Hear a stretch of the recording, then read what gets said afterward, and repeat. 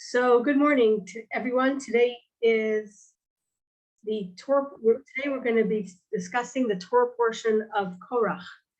And Korach is a personality in the Torah, a cousin of Moses, who leads a rebellion against the Jewish people.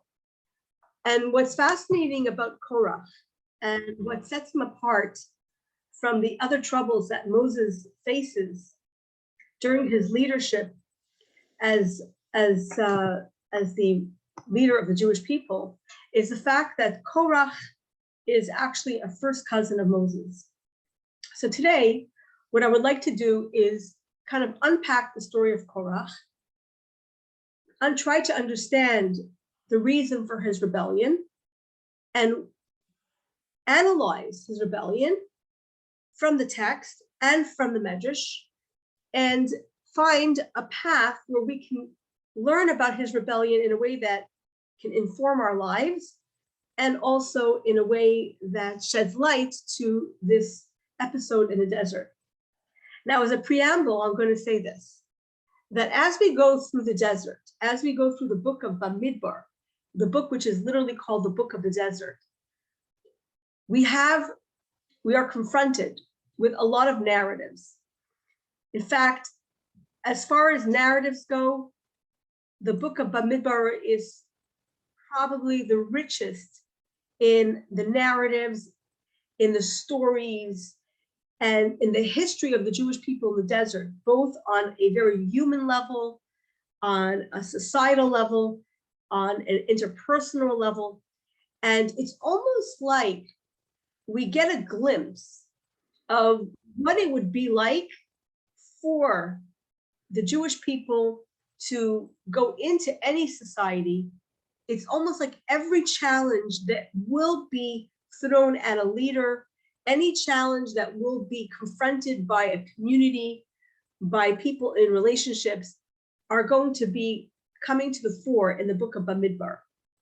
And it's almost when you read this and when you study the book of Bamidbar, and today the story of Korach, it's almost as if this had to all happen so that we have a path to deal with just about any situation that can come up in Jewish society. And the story of Korach is no exception to this. So let's first talk about the name of the Torah portion. The name of the Torah portion is Korach. Korach is the man who leads the rebellion against Moses. But what's fascinating about Korach is that he's not just any man, but he is in fact the cousin of Moses. And to show you his relation, so you can get a picture of who this guy is, before we get into the text, I actually found the family tree that I'll share with you. And that is the family tree of Korach and Moses, okay? So let me just pull this up here. I'm blocking it. Okay, let's make this big and let's move this here. Okay, make this a little bigger. Okay, so here we have the family tree. So this gives you kind of an idea of who Korach was, what the rebellion was about. When you see the family tree laid out, you can see the closeness, the relational closeness between Moses and Korach. So it starts here with Abraham, Isaac, and Jacob, and then Levi. Levi, as we know, is one of the 12 tribes of Israel, the tribe that is designated for service in the temple. Levi, in turn, has three families that descend from him: Gershon, Kahat, and Merari. And as was explained in the beginning of the book of Bamidbar, each of these families, Gershon, Kahat, and Merari, carry a distinct responsibility in terms of what they do in the temple. So the family of Gershon is responsible for moving and setting up and dismantling all the woven materials that are in the temple. The family of Kahat is responsible for carrying the vessels of the temple. And the family of Merari is responsible for carrying the wooden planks, the pillars, and so on.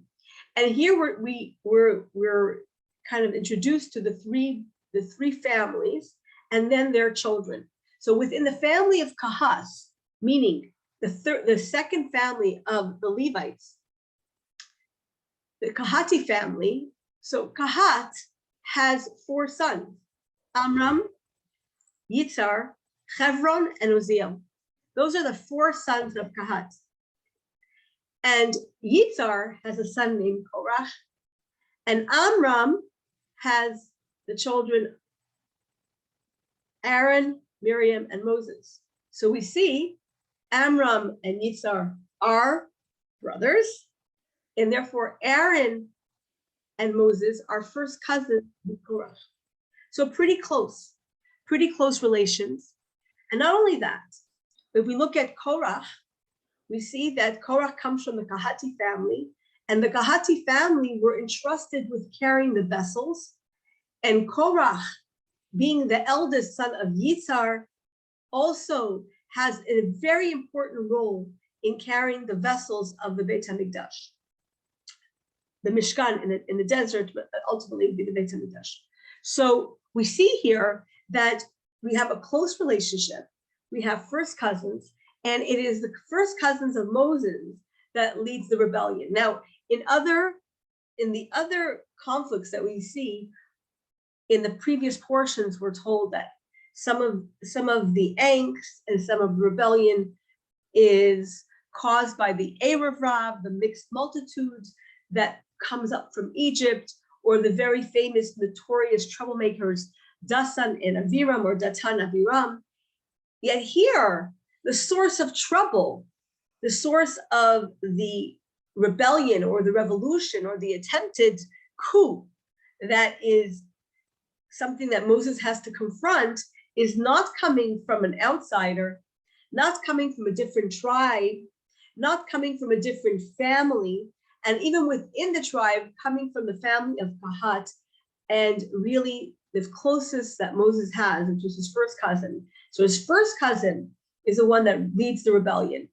And this makes the situation extremely tricky, because we can't just say, oh, who's this guy? He wants power.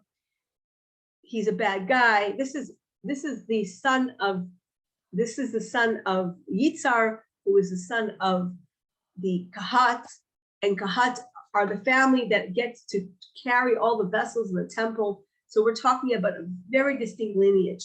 And then also, when we look at the people that Korach gathered around him, the Torah tells us, like the spies who were great people, the 250 people that Korach gathers around him are also men of great distinction.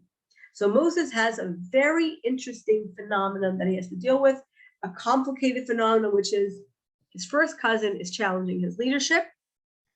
And now what we're going to do is we're going to get into the anatomy of this rebellion. We're going to dissect and unwrap what was the complaint of Korach, and understand what was wrong with his complaint, and why did it end up the way it did, and what lessons we can take for ourselves in our own lives from this rebellion, this kind of the epitome of the rebellion. So without further ado, what I would like to do is get into the Torah portion of this week. If I can find it on my screen, I don't know why this happens, but it moves around when I share one thing. And this is not even AI. What happens when we're full-blown AI? Okay, here we go. Where are we? Okay, perfect. Okay, so this is the Torah reading of Korach, this week's Torah portion. I am at the bottom of the page somehow. So here we go. We're introduced to this little episode. Korach is the son of Yitzhar, the son of Kahat, the son of Levi. Again, the lineage is put out right away to tell us who he was. He was not just anybody, but he was really a remarkable figure in the Jewish community. And it says that Korach took these people, and he took a bunch of people with him. And Rashi says right away, in the first verse, Vayikach Korach v'Yitzhar, Rashi says this is a very fascinating story. And Rashi says,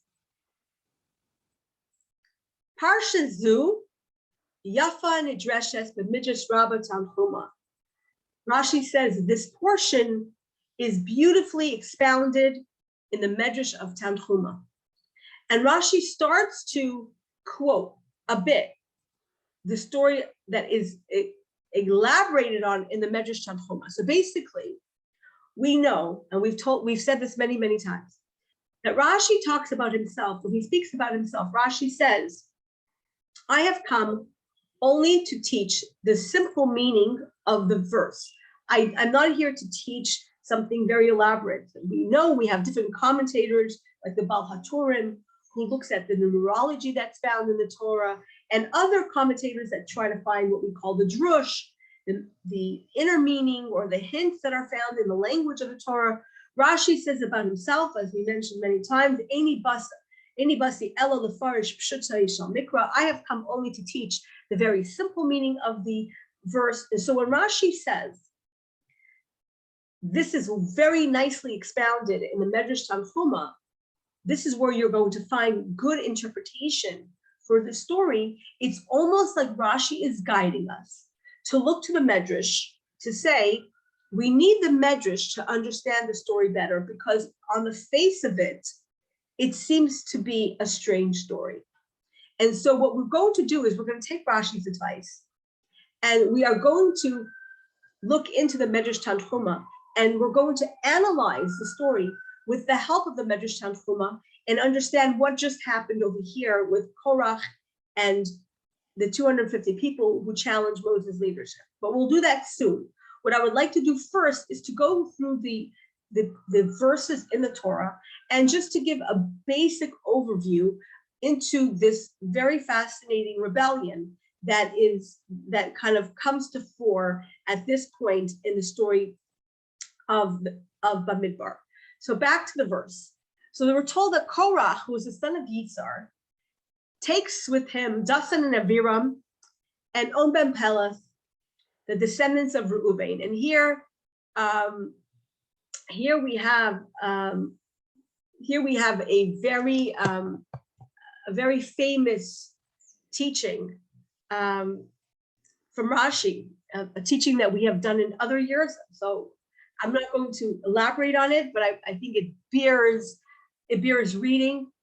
And basically, Rashi says, he brings a teaching that the fact that Reuven and Dasan and Aviram were next to Kahas, where they were neighbors, this affected their behavior, so that the proximity of their friends made a difference to the outcome of the story. And Rashi says here, again, just as an aside, why were these people specifically drawn up in this conflict? And it's a cautionary tale. Rashi says, "B'shvil shehaya shevet Reuven shari b'machaneim teimana." This is because the tribe of Reuven were living next to the encampments, in the southern encampments. What we spoke about in the past is that the Jewish people encamped all around the Mishkan. There was a northern encampment, an eastern encampment, a western encampment, and a southern encampment. And the Kahat's family were in the south of the encampment, and so they were neighbors with the tribe of Reuven. Shachen l'Kahas, he was a neighbor to Kahas, Uvanav, Hachonim Teimana. The family of Kahat lived in the south.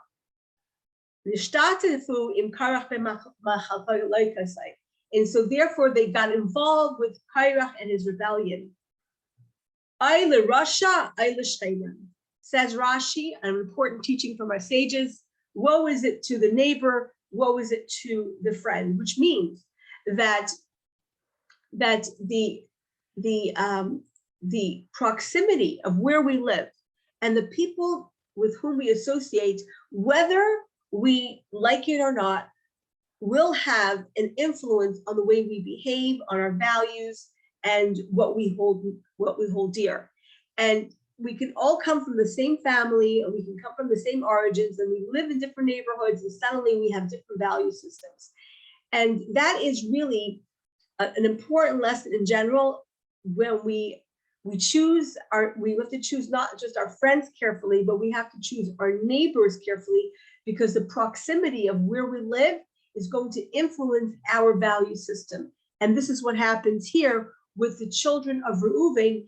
Korach is a very dynamic personality, and Korach is the one who influences them because they are in close proximity to him. So that's just an aside. It's not the subject of our discussion today, but it's something that we can all bear in mind when we go through life, that the people that we will be in close proximity with are going to influence the way we live our lives and are going to affect our lives. Now, Rashi asks the question, what was Korach's problem? What was his issue with Moshe? What was his anger against Moshe based on? And we're going to go into the Rashi to understand what was Korach's problem. So Rashi says, Uma ra'a Korach lechalek im Moshe. What did Korach decide? What made Korach decide to quarrel with Moshe?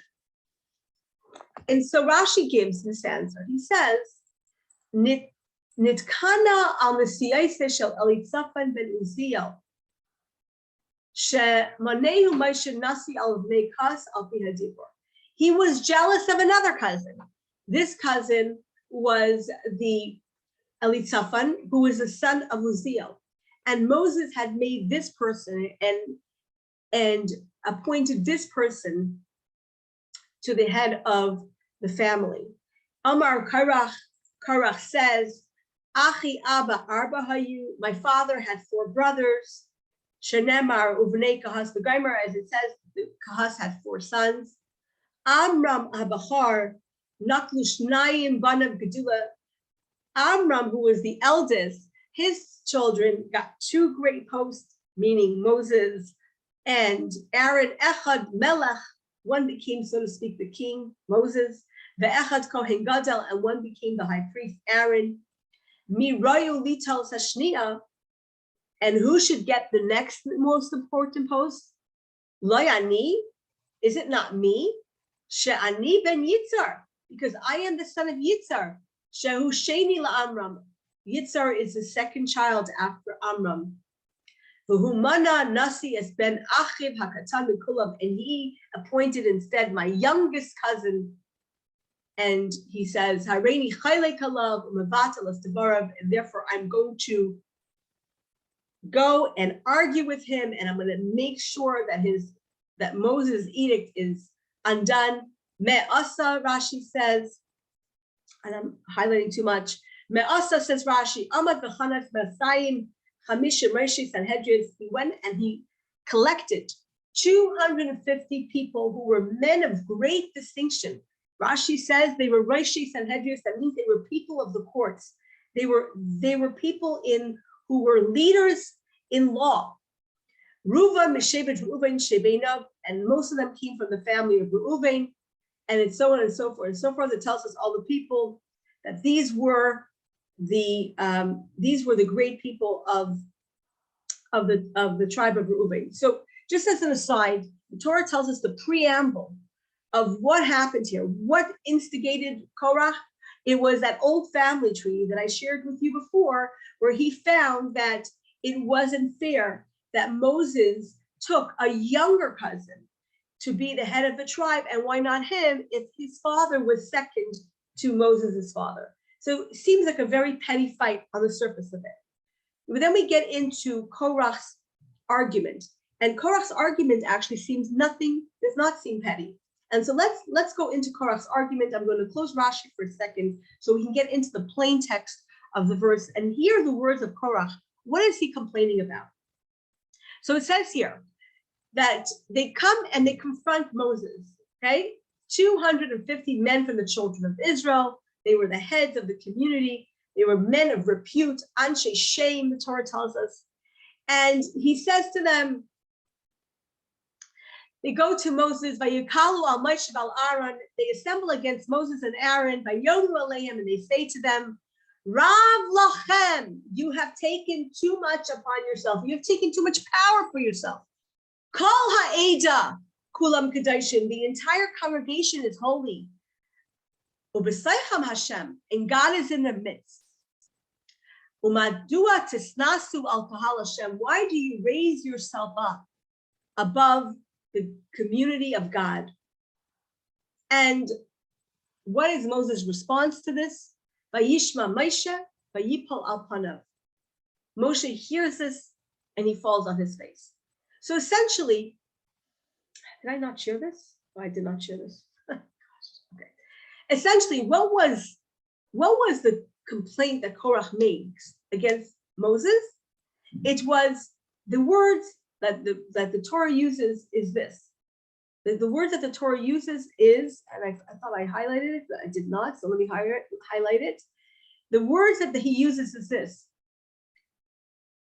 Kol ha'eda kulam kedaishim. Ubesaycham Hashem. The entire congregation is holy, and God is in their midst. Kulam kedaishim. Everyone is equal. And the question to Moses is, so why do you raise yourself above the community of God? In other words, everyone is holy here, Moses. You're not the only one that's holy. God spoke to all of us. God gave the 10 commandments to all of us. God gave the Torah to all of us. The cloud of glory is imposed on all of us. The fire by night leads all of us. Every single one of us are holy. Why do you make yourself more than the community of God? And so what does Moshe say to him? Moshe says, okay, you know what? He falls on his face and he says, you know what? We're going to make a competition. Everyone is going to prepare an offering, and we'll see whose offering God wants. It's an interesting notion. Let's talk about Korach's complaint for a second. What's Korach's complaint? What does he say? What's his problem with Moses? He says to Moses very simply, he says, Kulam Kedaishim, everyone is holy. Lama tisnasu al kahal Hashem. Why are you elevating yourself above the community of God? In other words, Moses, why are you an elitist? Why are you better than anyone else? What is this idea of hierarchy in the tradition? What is this notion of hierarchy? When it comes to spirituality, there should be no difference in hierarchy. We're all equal. We all have souls. All our souls come from the same source. All our souls are vivified by the force of a living God. And so why should one person be more important than another person? Why should there be hierarchy in an institution? Why should there be hierarchy in a community? We should all live as equal. We should all be equal. Everyone should serve God in their way. Why is there a hierarchy? Why is there the notion of Kohen, Levi, and Yisrael? Why is there the idea that there are the Kohanim that serve in the temple and the Leviim serve in a lower fashion, and then Israel does not serve in the temple but serves in other ways in a private way? Why do we have a hierarchy? We're all holy. So on the face of it, Korach's complaint seems to have merit. And in fact, there's actually a teaching from the Rebbe. The Rebbe asks the question. One of the focuses that the Rebbe would put when he taught the Parsha would be on the name of the Parsha, something that I have shared in the past, where the name of the Parsha kind of reflects an idea that is found throughout the Parsha or will teach us something about the Parsha. And the Rebbe asks the question, the first word of this week's Torah portion, let's get to the actual Torah portion. Let's share this. The first word of this week's Torah portion is Vayikach, and he took. The second word is Korach. And so the Rebbe asks the question, it says often that we should not remember the names of those who do bad. So why is this Torah portion called Korach? Korach was someone who rebelled against Moses. We shouldn't mention his name. He did something that was wrong. And yet, the entire portion is named after Korach. When we recite or we review the names of the Torah portions, one of the names that we're going to bring up every single year is the name of Korach. And it says that the Rishayim, those who are wicked, should not be remembered. So why is the Torah portion called Korach? And not only that, often the Torah portion is named after the first or second word of the Torah, the first meaningful word. So why isn't the Torah portion named Vayikach, and he took? In other words, this was a rebellion, and he took, and we don't have to say his name. Rebbe asked the question, why isn't the name of the Torah portion Vayikach, and he took? Why is the name of the Torah portion Korach? So the Rebbe says as follows. Korach was not all bad. There was something in his message that we can learn from, which is he was demanding more responsibility. He wanted to be more involved. And so he wasn't all bad. He was human. He made a mistake. It was a very big mistake, as we see the end of this week's Torah portion. It doesn't end very well for Korach and his group. But it's not all bad. And then if we look at his complaint, if we look at Korach's complaint is Kulam Kadoshim. Everyone is equal, Moses. What's with the hierarchy? The hierarchy is not healthy. We should all lead parallel lives in service of God, everyone in their own way. Why do we need a hierarchy? Why do we need institutions? Why do we need to have people in high positions? Down with elitism, down with superficial separation between people. We're all one. And the truth of the matter is, we're told that every single person has a spark of godliness inside of them, and that spark of godliness vivifies them. So on one level, if we look at Korach's complaint, it seems that he has merit. Why is the structure set up so that only the Kohanim get to serve in the temple, and only the Leviim get to carry the vessels, and only the Leviim get to sing in the temple? Shouldn't it be for everyone? What about this hierarchy? And so on the face of it, on the first blush, Korach's complaint seems to be justified. Moses, he says, why the disparity between people?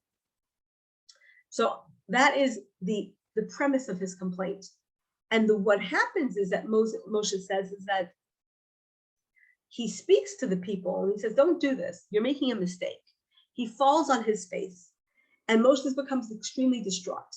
Now, one of the reasons that Moshe becomes extremely distraught is this. If we look at the history of Moses, we know that Moses was a very reluctant leader. Korach is painting Moses as someone who is a grabber. He's grabbing everything.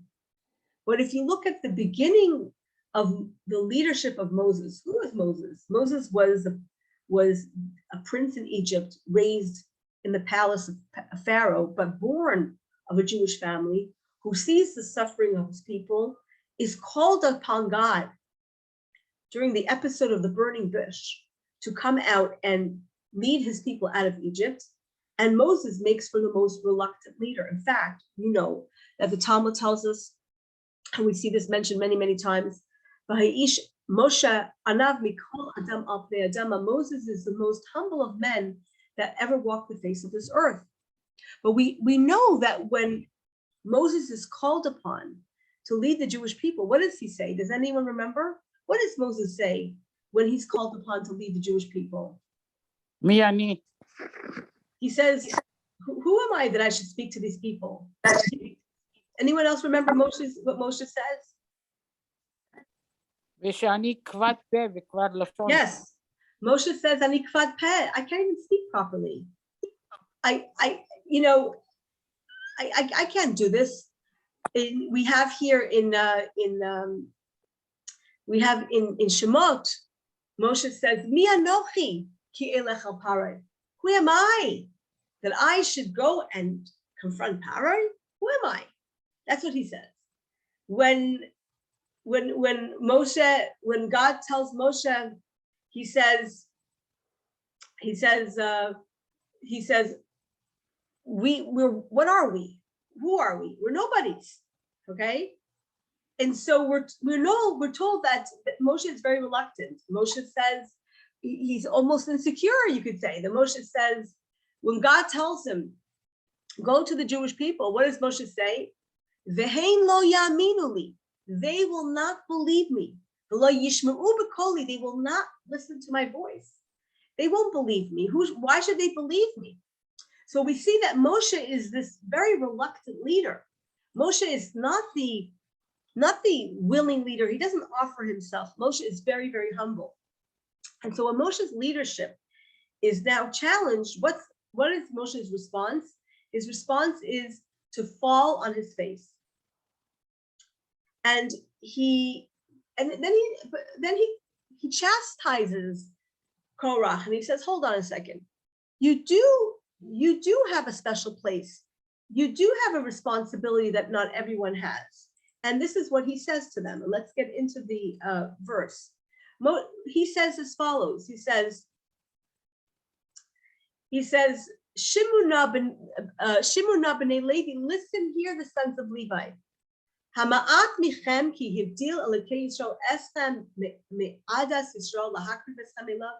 Is it not enough that the God of Israel has distinguished you from the congregation of God to draw you near to him, to perform the service of the Mishkan, and to minister to the Jewish people? He drew you near. And now you also want to be Kohanim? And he's basically saying, why are you complaining about Aaron? Why are you complaining against him? And then Moshe goes and he speaks to call to Dasan and Aviram. He goes, oh, let me talk to you about this. We need to talk. What is your complaint? And he wants to speak to them. But Dasan and Aviram, the two troublemakers, what do they say? Lo nala, we're not going to talk to you, Moses. We don't want to talk to you. We're not having a conversation. We're not having negotiations. We're not discussing this. And then they say something quite cool.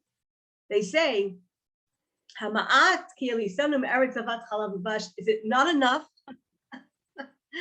Look at the chutzpah, man. Is it not enough that you have brought us out of a land flowing with milk and honey to kill us in the desert? That you should exercise authority over us? So now they're calling Egypt the land of milk and honey. And they're saying that Moses took them out of a land of milk and honey to kill them in the desert. So you see that what may have started as some type of seeking of equality quickly morphs, hold on a second, please.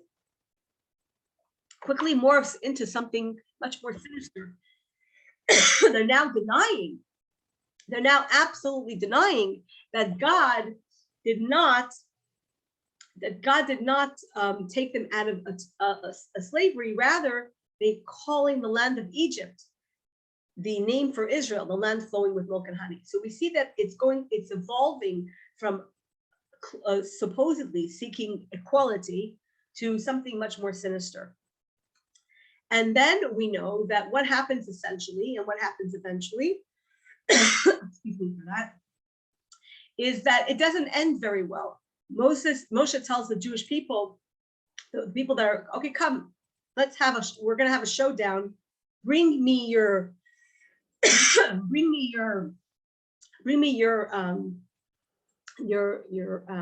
offerings, and then we're going to see who's who. But if we look at the complaint that these complainers make, we see that they go further than just saying that we want equality. They are actually asking for a lot more. They're denying everything that Moses did to them. So when we go into the second section of the Torah portion, we see that, what do they say? They say to Moses, Aflai el eretz zavas chalav v'dvash, he said, you have not even brought us to land flowing with milk and honey, nor have you given us an inheritance, a field of vineyards. Even if you shake down this rebellion, even if you gouge out the eyes of this family, will not go up. And Moshe was very distressed And he says to God, Al tifen al minchasam, don't listen to their offerings. I have not taken a donkey. I have not even harmed even one person. And so this plea from Moses is kind of sad. And then everyone is told to bring a censer. They're going to bring it to the tent of meeting, and they're going to kind of see who does God favor in this showdown between Moses and Aaron and Korach and his community. Okay, and then after this happens, what do we see?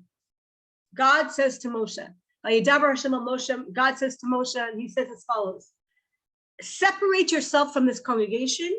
And I will consume them in an instant. Move over, Moses. Get out of the way. These people are trouble. I'm going to destroy them. They said, God, the spirit of all flesh.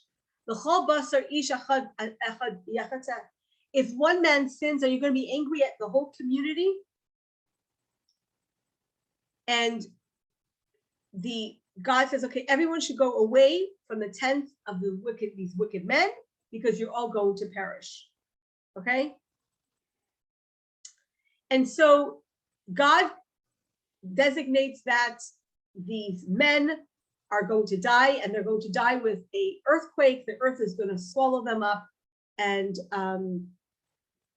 that is what happens. The earth opens up, it swallows them up, and then all the people fall in, and that is the end of the rebellion. The rebellion is quashed, and that's the end of the story. But let's go back to this notion that Korah had. The problem that he had, which was, God, why is Moses more than anyone else? This idea of inequality. And isn't it true that we should fight for equality? So actually, as an aside, and we're going to get into the Midrash very shortly, a very beautiful teaching from the Midrash, which kind of teaches us where Korach was coming from and where his mistake was. But before we get into the teaching of the Midrash, I want to just discuss with you this idea of rebellion, revolutions. You see that revolutions, by and large, with some exception, don't do so well. Everyone who starts revolutions, whether it was Lenin in the Soviet, in Russia, or if it was Castro in Cuba, or Pol Pot, a lot of these revolutions start with the premise that we're all equal. Whoever is in charge is a problem. I'm going to come in, or we're going to come in. We're going to fix it. We're going to equalize it for everyone. And we're going to make it all good. Because hierarchy is bad. And what happens typically, and we see this happens in so many revolutions, is that the people who rebelled, or the people who led the revolution, simply replace themselves with those that they were rebelling against. That's not to say that the Tsar was not cruel and vicious and deserving of being at least replacing his leadership with someone better. But what happens in communist Russia? What happens in a lot of the Latin American revolutions, in Castro's Cuba, in Pol Pot in Cambodia? What happens in these cases? The revolutionaries who seek to overthrow these revolutions become the despots that they despise. They become the very despots, and they, in short order, get rid of anyone who disagrees with them. So, like George Orwell famously depicted in his novel Animal Farm, it's one of those books that kind of leave an imprint on you, which is the seventh rule, which is all animals are created equal. And it's a beautiful idea. All people are created equal. And then towards the end, we find that, yes, all animals are created equal, but some animals are more equal than others. And how do we get there? How do we get from alcohol is not permitted, but then it's permitted, but not in excess? So how do we get there now? Although, obviously it's a novel, but it reflects, it reflected really a sober criticism of what communism ended up being. And I know from history, personally family history, that the Tsar was no good. The Jews trembled from the Tsar. And we know that there was terrible decrees against the Jewish community specifically, which was one of the terrible decrees that actually the Jewish community suffered. In addition to all the average people who suffered under a cruel regime, was this idea that every so often they would come into a Jewish community and take away young boys for service in the Tsar's army from the ages of 7 and up. And the Jewish community had to turn over a quota of these young men who went into the Tsar's service for 25 years and became cantonists. And literally it destructed Jewish life. It made everyone suspicious against each other, because often it was the underprivileged children that were pushed to the fore. And these people became really disassociated from the Jewish community. They lost all sense of self. It was a terrible tragedy. There were many, many edicts against Jewish life. And, the Jews did not do well under the Tsars. But then came communism. And communism was supposed to be the panacea. I know that in my grandmother's family, there was, at the time of the revolution, there were some people in her family that said, hey, this is a good thing. We should join. This is going to be something that's going to bring blessing to us.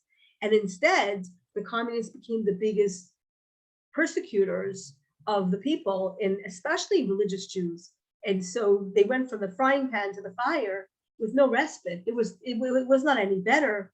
And in a way, it was even worse, because the Tsar let the Jews live with their shuls and their schools or whatever it was. But communism wanted to destroy every vestige of Jewish identity. And so you see that there are so many revolutions that start off so sincere. And the premises, why the hierarchy, why the different responsibilities. Kulam kadoshim, everyone is equal. And that equality could be a slogan, but never really translates into equality. And what we have is just a rearranging of the hierarchies. And then the question is, who's in charge? And this is true for all, by the way, this is true for all walks of life, Like you have, for example, today, you have people are upset with the Supreme Court of the United States for the ruling. And people are saying, who are these 9 people to decide all these things? And so there could be now a complete, I don't know what will happen, but there's a feeling that there might be a complete reduction of the power of the Supreme Court or whatever it is. But everyone who knows American history knows that the Supreme Court is there as one of the balances of power against the executive and the legislative branch. Who's going to replace it? What will happen when that is torn down? We don't know. Revolutions are very scary things. When we break one set of hierarchies, we don't know what we're getting in return. And the proof of the pudding here in the case of Moses is that when God wants to destroy all these people, what does Moses do? He prays on their behalf. He doesn't want them to be destroyed. He doesn't say, get rid of them. They're a problem for me. He falls on his face. Maybe part of it, he says, maybe I haven't done it right. But I would like to go into the Midrash. As I mentioned earlier, Rashi says that if you want to understand the story, if you want to understand the story of Korach and his followers, that the Midrash Tanchuma explains this, and the words that Rashi uses, yafeh, he explain it beautifully. So I want to go into the Midrash Tanchuma, specifically to one of the complaints that the Midrash says that Korach and his followers made against Moses, and bring a lesson that we can really imbue into our own lives about when we find that there's things don't make sense and there's a structure in place, and when we say what's the purpose of the structure. So let me find the Midrash. That's not here. Where's my Midrash? Medrash Tanchuma. Okay. Okay. So the Midrash Tanchuma, I was trying to find the, okay, here it is. So let me just open up the Midrash here for you. This is the Midrash on the Torah portion of Korach, the Midrash that Rashi refers us to read. Rashi says, if you really want to know this really well, go to Midrash Tanchuma, and there it is explained very well. So the Midrash tells us that one of the challenges that Korach made to the Jewish people, to Moses rather, is he says as follows. He gave several challenges. I want to focus on one of the challenges. Korach said, and I'll just read it straight from the English. This is a translation from the Midrash. This is the question. One of the questions that he challenged Moses with. Okay, it's to show the, in his opinion, the silliness of Moses' laws. He says like this: in the case of a house which is full of holy books, what is the rule about it being exempt from having the mezuzah, which contains only 2 passages of Torah? So the question that Korach asks Moses is this: okay, Moses, I have a question for you. If there is a house, and this house is lined wall to wall with Jewish books, holy books, Torah books, does this house need a mezuzah? Does this house need a scroll? After all, a scroll only has 2 sections from Torah, but a house full of books on Torah is full of Torah. So Moshe says to him, according to the Midrash, Moshe says to Korach, such a house is required to have a mezuzah. And Korach says to him, I don't understand. Since the whole Torah has 275 parshiot in it, and they do not exempt the house from having a mezuzah, how could 2 parshiot which are in the mezuzah exempt the house? And so he said, these are things which have not been commanded, rather you are inventing it, and so on and so forth, okay? Now, the Midrash Tanchuma gives a few examples where Korach used some of the laws that Moses taught to mock Moses. But I would like to highlight this story that Korach comes and he says to Moses, Moses, a house that's full of Torah scrolls, does it need a mezuzah? And Moses says, yes. He says, how ridiculous. How can a house not exempt, a house full of Torah, not exempt the having a mezuzah, when a mezuzah is just 2 passages of the Torah? It doesn't make any sense. Why would 2 little puny passages from the Torah kind of protect or sanction or sanctify a whole house, whereas a whole house full of books doesn't do it? That was his question. So the rabbis say, okay, he was making fun of Moses' laws and so on and so forth. But I would like to draw to your attention something from the Rebbe. The Rebbe teaches this, and the Rebbe says, what was Korach's complaint essentially? He said like this: how could it be that all this learning, all the Torah books, all the Torah scrolls don't override a mezuzah? A mezuzah is just a one little tiny mitzvah, and it has 2 little scrolls. So how could it be that this overwhelming amount of knowledge and Torah study does not exempt the mezuzah? And how could it be that the mezuzah actually is more important than all the Torah books? That was his complaint. And the Rebbe says as follows. It's such an important lesson for our lives. The Rebbe says as follows: what's Torah? What's Torah knowledge? What is this idea of knowing Torah? It's a lot of knowledge. People study Torah, and people could study Torah for a whole plethora of reasons, and for a whole self-interest of self-interested reasons. A person can study Torah to aggrandize themselves.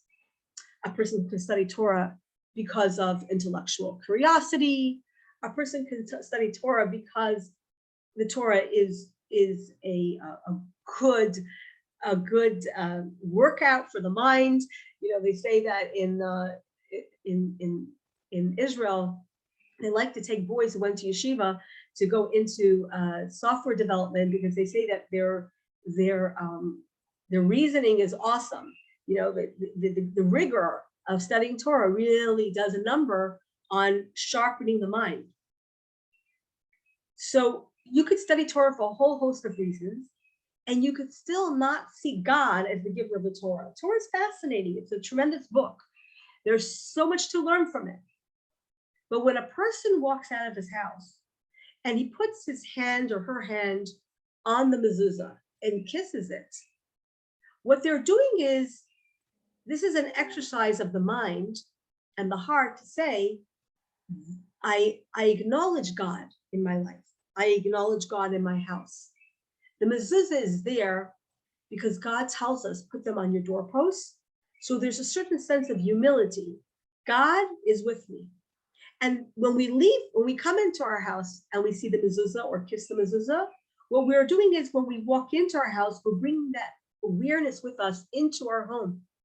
When we leave our house and we kiss the mezuzah, we're taking that awareness into the streets, into our travels, into our journeys, into our day, into our office, so that it's a mindfulness of who is in charge, that there is a hierarchy, and God created the world a certain way, and there's this humility that is required. And so a person can study Torah, but not be aware of the originator of Torah, of the purpose of Torah, but rather use Torah as self-aggrandizement. Whereas the mezuzah is something that makes us aware of God, makes us aware of the mitzvot. It makes us aware of our identity in a way that is very tangible and which carries us in our hearts and in our minds. And so the Rebbe says that when Korach was challenging Moses about this business with the books, I remember as a young student hearing this story and saying, what kind of challenge is this? A house that's full of books, does it need a mezuzah? And if there is, doesn't it, and how could a house, just one mezuzah makes a house like a kosher house, even if it doesn't have all these books? I always thought it was like a kind of a baby argument. But what Korach is doing is something very, very deep and very layered. He's basically saying a house full of books, that's grandeur, that's knowing, that's knowledge, that is hierarchy. That's important. Recognizing God, anyone could do that. So Korach disrespected the notion of mezuzah, but respected the notion of all these books. So although Korach says he is there for equality, kulam kadoshim, you see that he doesn't have that perspective. He sees knowing a lot, which he was. The Torah tells us that Korach was an expert in Torah law. And knowing a lot makes you into someone important. So he was an elitist, but he wanted his brand of elitism, not Moses's brand, what he perceived as elitism. So what we have here is actually a very deep-seated idea. There's a story that's told about a student who says, you know how much Torah I know? He was telling his teacher, you know how much Torah I know? I know this, I know that, I know this, and I know that. So he says, the teacher says to him, it seems that you're very impressed with how much Torah you have, but what did Torah teach you? Like, it seems like it's like you're owning the Torah. But what did Torah teach you? And that is essentially what Moses challenged to Korach. He says, Korach, you're bringing in arguments, but what have you internalized from Torah? What did the Torah teach you? You're throwing an argument against hierarchy. But if you look a little deeper, you see that you say everyone's holy, but then you're like, I'm the second brother. I should have gotten something more. Or you think that Torah is a path to lording it over people. And then you're saying, like, I think a house full of books is more important than just kissing the mezuzah. But what kissing the mezuzah exemplifies is the humility of God's presence, and God as the author of Torah and the purpose of Torah. And if we make Torah about ourselves, if we make Torah about our self-satisfaction, and if we look at the job of the Levi or the job of the Kohen as this great plum job, that is missing the point. Because if you look deeper, the Kohen inherited no property, whereas every member of the Jewish community, when they came into the land of Israel, the land was divided according to all the families. But the family of Levi did not receive any property. The family and the Kohanim got even less. The Kohanim, all they had was the gifts that were given to them in the temple. So they became the leaders. Yes, they were leaders, and they still remain those who get the first aliyah and so on. But they did so out of service. And what Korach was confusing was leadership as a way of ascertaining power, knowledge, Torah knowledge as a way of receiving or achieving elitism, versus leadership as service, humble service, where you don't ask for yourself, but you ask for the community. And that is the distinction that Korach missed. And often, when we're ready to throw the baby out with the bathwater, when we talk about hierarchy or institutions, we look at the outside vestiges. Oh, it seems to be a plum job. It seems to be so easy. But true leadership is service. Now, there are leaders that do not serve. I will grant you that. And there are those who are not leaders that serve. But a true leader is a leader in the model of Moses, not Korach, the model of service. And leadership is about service. It's about humility. It's about recognizing God. And what happens in that situation then is that humility flows down. Yes, there's a hierarchy. Moses is considered like a king indeed. Aaron is the Kohen Gadol indeed. But from their positions of stature, they are fully humble. And not only are they humble, they feel a tremendous sense of responsibility. And so there is this give and take. And the society and humanity and the earth itself is predicated on a give and take. It is predicated on that. And when we abolish that completely, on the face of it, it seems that we're going to achieve equality. But actually what we do is we have we don't have equality, but we have parallelism. We have basically different people kind of going in different directions, and it causes a lot of chaos, confusion, and it ultimately does not do anything for the benefit of humanity or the benefit of society.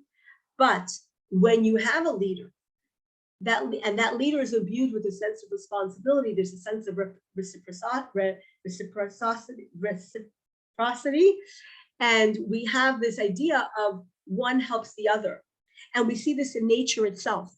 We see that in nature, that God created nature, that one species will need another species, and yet and one will need from the other, and one will give to the other.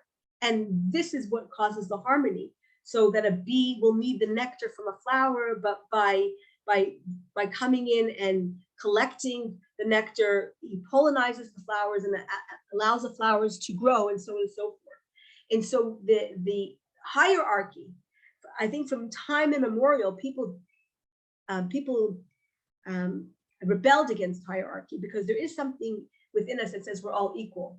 But hierarchy does not mean hierarchy in value, but only in responsibility, and that gives a cohesive way of organization. So just to take an example of a family, when you have a young family and you have parents and you have children, there is a hierarchy.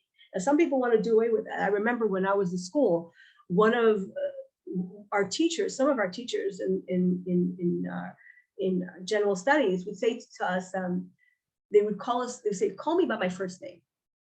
because in Hebrew, in our Jewish studies, we had to call our teacher Mora. We had to call a teacher teacher. We were never allowed to call, or Mrs. whatever. We were never allowed to call them by the first name. There was a sense of hierarchy. But in some of our general studies teachers said, call me by my first name. And I remember this really as a child, that the teachers would say when they called us to come back into class or to go to recess, or they wanted to gather our attention. So the teachers would say, les amis, les amis, friends, come on. And as a young child, I always remember thinking, well, we're not friends. Saying that we're friends ain't gonna make it so. We're not friends, you're my teacher. Why are you calling us friends? And it really felt like it was disingenuous, because at the end of the day, she marked my test, she could throw me out of class if I was not doing my work. So don't tell me to call you by your first name and say friends. At the end of the day, you're removing a barrier, but it's a very artificial removal. Whereas when I know that my teacher is my Mora, or whoever it is, the rabbi or the Mora who comes in, and we had a custom in our school anyway, that when the teacher came into class, we all had to rise for the teacher. That was something that was part and parcel of our education. No matter who it was, teacher came into class, we had to rise. The teacher waited for us to kind of get our attention, and then the teacher kind of nod that we could sit down. And our French teachers would be like, no, don't do that. Don't get up for us. Les amis. On est tous les amis. And I was like, no, but we're not, because at the end of the day, you're still in charge of my education. You're still the one who could determine if I get a good mark. You could decide if you're going to allow me. You have the wherewithal to give me some help, or to ignore me. So it's a full friendship. And this was Korach's problem. He wanted to say, kulam kadoshim, on est tous les amis, but it wasn't true, because you do need to have a hierarchy. You need to have a person in charge, and young children especially. And I think young children are a good parameter for everything that exists in this world. Young children, if their parents start acting just like their friends, and then who are their parents? Children need to feel a sense of someone's responsible for me, someone's in charge of me. I had a situation that happened. I had to get into a parking garage in my Chabad, and the guy didn't let me in, and because he said it was before Shabbos or whatever, he wasn't letting me go in. And I've explained to him that we have that I work in the building and I can get in, and I have my grandchildren in the back of the car, and they saw that I was that I couldn't get in. So I said, okay, you know what? I'm just gonna leave and I'll come back, and because I didn't have my card with me to get in, so I said, okay, I'm at Chabad, Suite 110. I'm legit, you could check me up. And he said, no, you don't have your card with you. You can't get into the parking garage. Okay, so I was arguing with him for a few minutes. It didn't go anywhere. And then we left.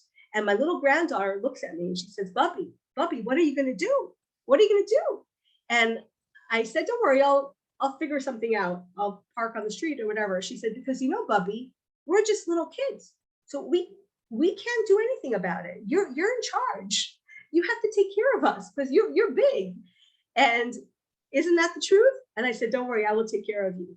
But often when we eschew hierarchy, what are we saying? We're saying that we're all equal, but we do need someone in charge. And yes, we're blessed if that someone is a Moses who will put his life on the line for us and sees himself not as the ruler of the people, but as a servant of the people. And certainly in Torah law, leadership is all about responsibility. And it begins with responsibility and ends with responsibility. And it's not a blessing to be in Jewish leadership. It's a headache in 3/4. But someone has to call the shots. Someone has to step up to the plate. And that is something that people chafe at. But without it, our lives are a mess. So before we tear down structure, we have to remember that most of the times when structures have been torn down, at least in recent history, it led to another form of structure, which was not any better. Not to say that the first ones were not rotten in cases of, let's say, in South America, Batista, before Castro. Of course, those were rotten, but what replaced them wasn't any better. And the reason it wasn't any better was because this fake notion of we're all capable of just charting our own path is not true. What we have then is just parallelism, and we don't have unity. Whereas when we have hierarchy, if a person is responsible for the hierarchy is a person who understands first and foremost service and responsibility, then there's a give and take, and societies do well with the give and take. And one of the things that the Talmud says, that no matter what is going to be done, there will always be people who are in need and people who are capable to give, because that's the nature of human existence. And we cannot destroy that. We cannot destroy that. There's always going to be that reality. Rather, what we have to do is that those who are in the capacity to give, to serve, really have to step up and serve and do it with humility. And of course, if that's not happening, there is room, of course, for dissent. But in the case of Moshe, why Moshe fell on his face was because in his heart of hearts, he was the most humble person, and he literally did not know how to respond to it. And he did not want them to get hurt. He did not want to destroy the Jewish people. But at the end, those people were taken care of. And it was almost like it had to happen before the Jewish people went into the land of Israel, so there could be a prototype. And indeed, the Talmud says that if you want to have the archetype of someone who is who causes dissent, not for the sake of good, it is Korach. The Talmud says this in Sanhedrin. But the sages say in the Mishnah, what is a type of argument or one of the type of dissent that is acceptable in Judaism? That is the dissent between Hillel and Shammai, because it was not to tear down the other person. It was not to get rid of them, but rather it was to just speak their own truth. And in fact, what we see with Hillel and Shammai is that Hillel and Shammai always included the other's argument with their own. They didn't discount it, and it never became personal.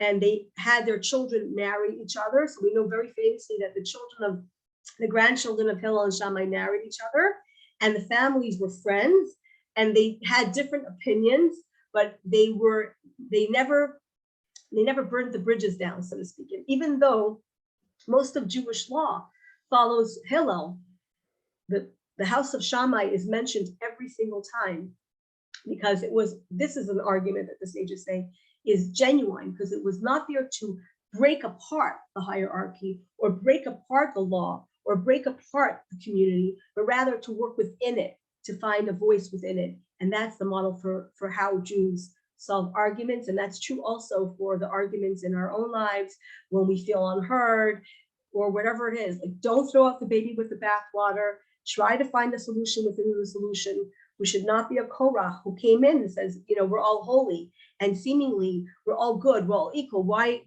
are you getting more privileges? But at the end, we see that it was not about that, and that it ended up being very destructive.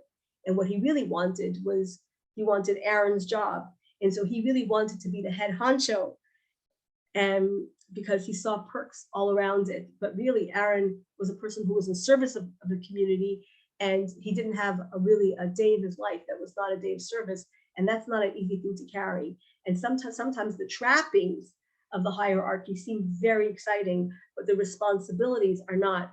And if a person is not ready to have those responsibilities, but wants the trappings, then it doesn't work. So in our own lives, if we have conflict, we have to remember that revolution is easy.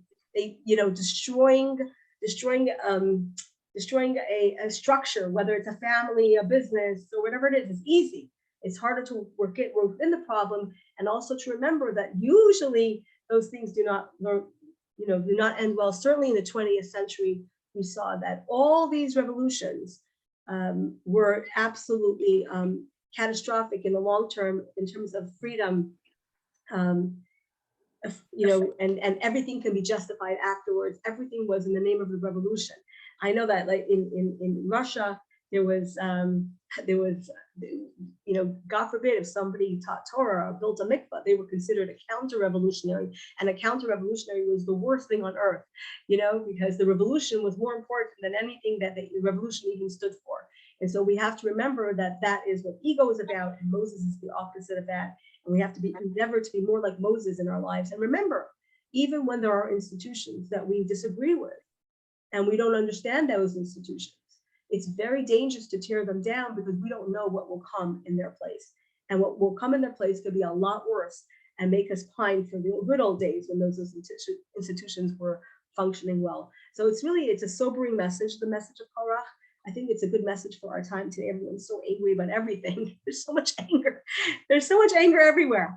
We need to all take a chill pill and tone down the anger and try to work for solutions within the structures that we have, because history tells us that tearing down things usually doesn't end very well.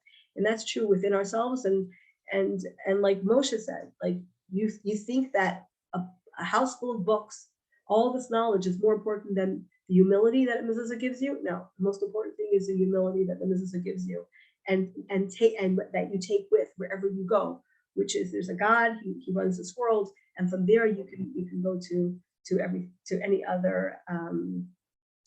other sphere in your life. So I wish everyone a very blessed week, and hopefully that the revolutions that do occur around us should only bring blessing and not, God forbid, the opposite.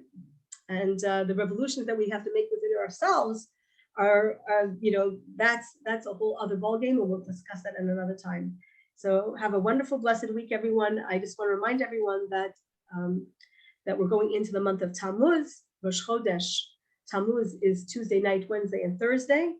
And Tammuz is the month that, first of all, we have the 17th day of Tammuz, it's a fast.